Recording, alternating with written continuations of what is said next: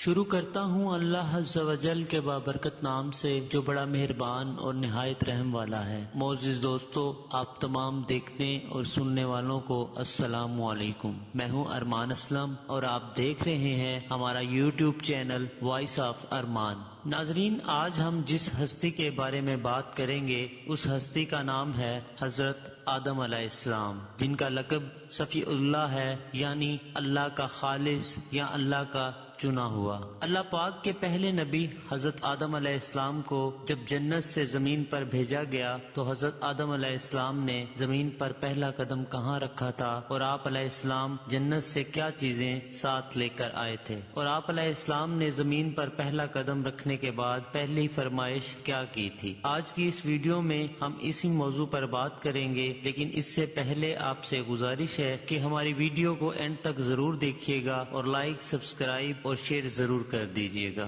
ناظرین، حضرت آدم علیہ السلام دنیا کے پہلے انسان اور تمام انسانوں کے باپ ہیں، اور آپ علیہ السلام اللہ تعالیٰ کی طرف سے زمین پر پہلے خلیفہ اور پہلے پیغمبر تھے۔ حضرت آدم علیہ السلام اور حضرت حوا سلام اللہ علیہا، جو حضرت آدم علیہ السلام کی بیوی تھی اور دنیا کی پہلی خاتون تھی، جنہیں اللہ پاک نے حضرت آدم علیہ السلام کی پسلی سے پیدا فرمایا۔ اللہ پاک نے حضرت آدم علیہ السلام میں روح پھونکی اور فرشتوں کو حکم دیا کہ وہ حضرت آدم علیہ السلام کو سجدہ کریں، اور آپ علیہ السلام کی تخلیق کے بعد اللہ پاک نے حضرت آدم علیہ السلام اور ان کی بیوی حضرت حوا سلام اللہ علیہا کو جنت میں قیام کے دوران ایک مخصوص پھل والے درخت کے علاوہ تمام درختوں سے پھل کھانے کی اجازت دی، اور انہیں شیطان کی طرف سے ورگرائے جانے پر بھی آگاہ کیا۔ ناظرین، حضرت آدم علیہ السلام اور ان کی بیوی حضرت حوا سلام اللہ علیہا کو اللہ پاک کی طرف سے تنبیہ کی گئی تھی کہ اگر اس درخت سے تم نے کچھ کھایا تو تم اپنی جانوں پر ظلم کرو گے، لیکن شیطان کے بہکاوے میں آ کر حضرت آدم علیہ السلام اور ان کی بیوی حضرت حوا سلام اللہ علیہا نے اس درخت سے پھل کھا لیا، اور اس ممنوع درخت سے پھل کھانے کے بعد ان کے جسم سے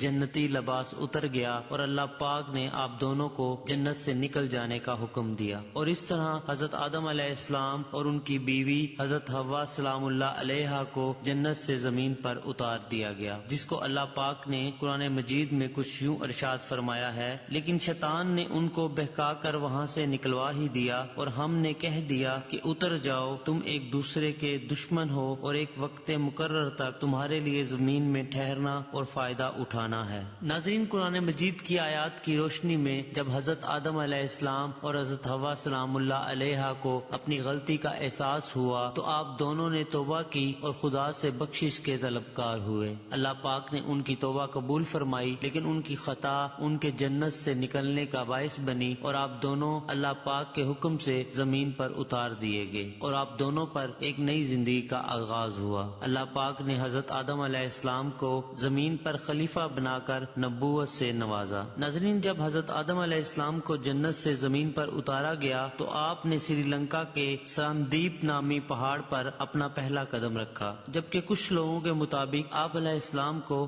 سعودی عرب میں اتارا گیا تھا، کیونکہ ایک مشہور تابعی کے مطابق جب حضرت آدم علیہ السلام جنت سے زمین پر تشریف لے آئے تو اللہ پاک کی بارگاہ میں عرض کیا کہ اے میرے رب، میں نہ تو یہاں فرشتوں کی تسبیح و عبادات کی آواز سن سکتا ہوں اور نہ ہی کوئی عبادت خانہ نظر آتا ہے، جیسا کہ آسمان پر بیت المعمور دیکھتا تھا جس کے ارد گرد فرشتے طواف کرتے تھے۔ اس پر اللہ پاک نے حکم دیا کہ جاؤ، جہاں پر ہم نے نشان بتائے ہیں وہاں پر بیت اللہ بناؤ اور اس کے گرد طواف کرو اور اسی کی طرف نماز بھی ادا کر لو۔ اس سے یہ گمان ہوتا ہے کہ حضرت آدم علیہ السلام کو سرزمین حجاز یعنی سعودی عرب میں اتارا گیا تھا، مگر حقیقت اللہ پاک کی ذات ہی بہتر جانتی ہے۔ ناظرین، حضرت آدم علیہ السلام جنت سے اپنے ساتھ مختلف چیزیں لائے، جن میں اود کی خوشبودار لکڑی، حضرت موسیٰ علیہ السلام کا عصا، انجیر کی پتیاں، حجر اسود اور اللہ کے پیارے نبی حضرت سلیمان علیہ السلام کی انگوٹھی شامل ہیں، جبکہ کچھ روایات کے مطابق حضرت آدم علیہ السلام جنت سے مختلف قسم کے